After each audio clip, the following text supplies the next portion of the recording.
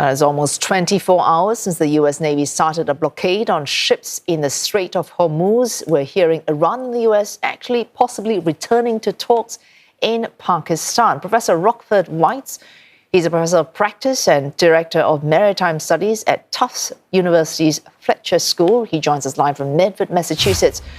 Professor Weitz, a breakthrough in talks despite blockades, or in fact because of those blockades?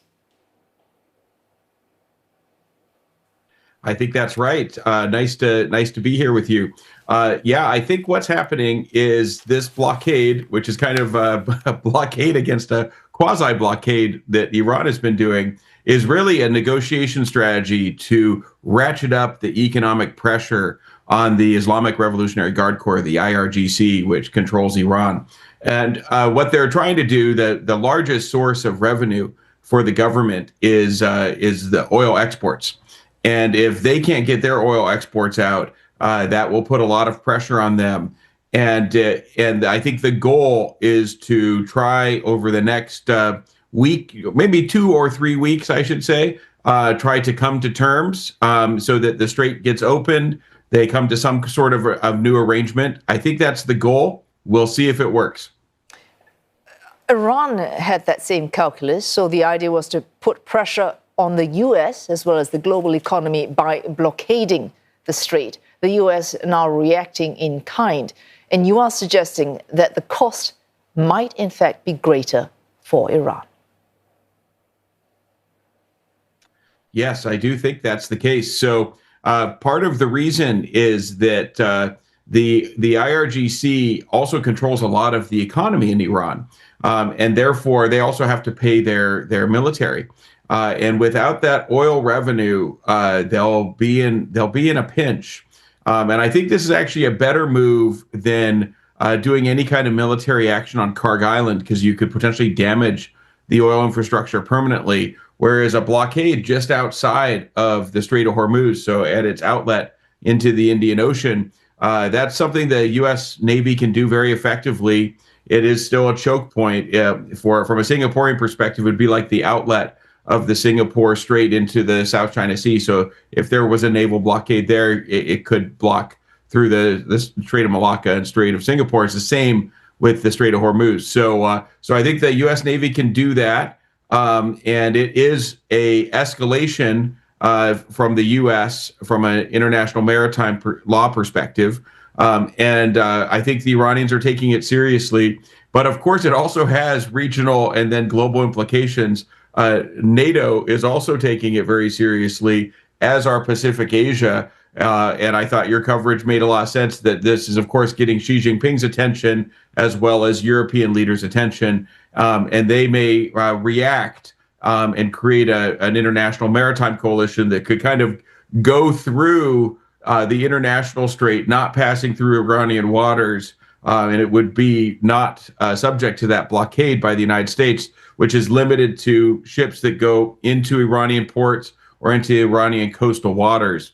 There's a lot of oil export capability in the Gulf, particularly from the Gulf Cooperation Council countries, that's eager to get out into the markets.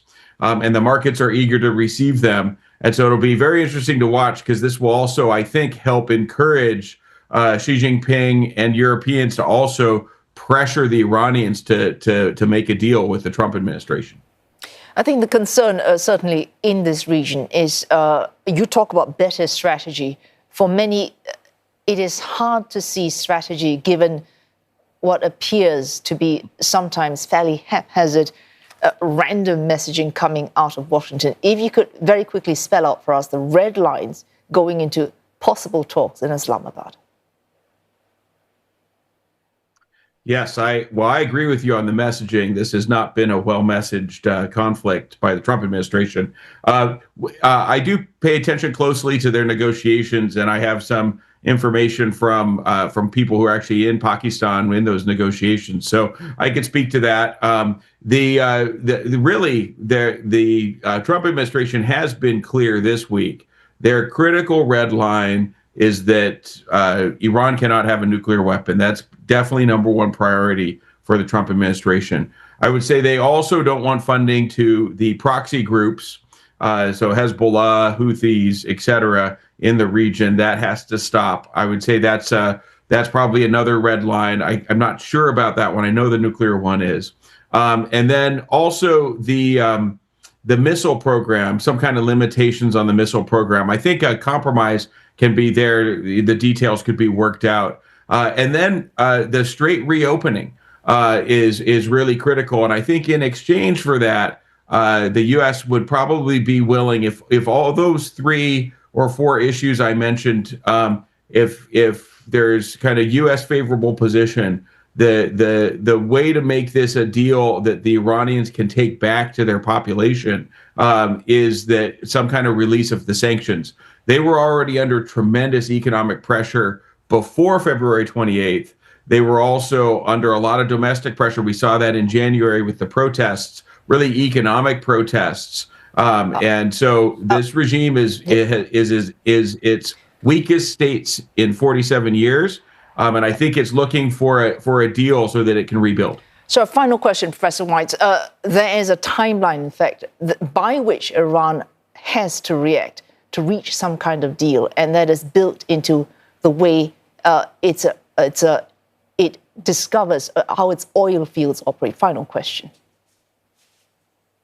Yeah, this is correct. So this is, I think, a really important point. So without consistent exports through the Strait of Hormuz, Iran will be forced to do what many of the GCC countries have done, which is actually to limit their oil field production.